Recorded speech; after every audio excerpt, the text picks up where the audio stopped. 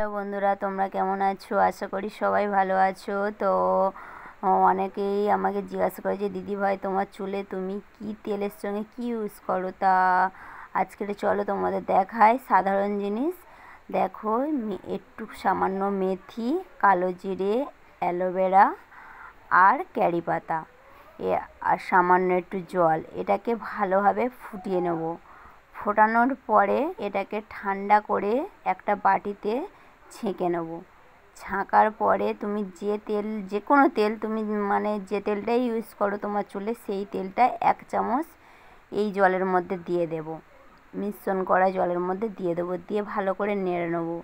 নিয়ে তেলটাকে ঠান্ডা করে নিয়ে তুমি যেভাবে ব্যবহার করো সেইভাবেই ব্যবহার করবে। আমি তুলো দিয়ে ব্যবহার করি, তাই তুলো দিয়েই ব্যবহার করছি। তুমি চাইলে তেলটাকে 2 দিন 3 দিন রাখতেও পারো, কোনো অসুবিধা নেই।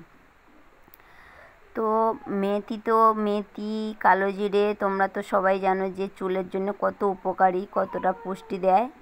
আর অ্যালোভেরা তো চুলটাকে সিল্কি করে, তোমরা সবাই জানো।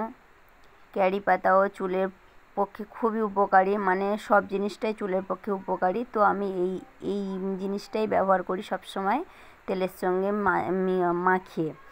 তো তোমরা ব্যবহার করতে পারো, খুব ভালো উপকার পাবে। আর যারা এই তেলটা ব্যবহার করো আমাকে কমেন্ট বক্সে এসে জানিও। আর যারা না করেছো তো এই তেলটা তোমরা ইউজ করবে, আশা করি তোমরা ফল খুবই তাড়াতাড়ি পাবে। তো আর কিছু বললাম না। ভিডিওটা ভালো লাগলে লাইক করো। আর আমার এই তেলটা একবার তোমরা ইউজ করে দেখো, আশা করি সবারই ভালো লাগবে। তো মাখার পর চুলটাকে ভালোভাবে ছেনে নিলাম।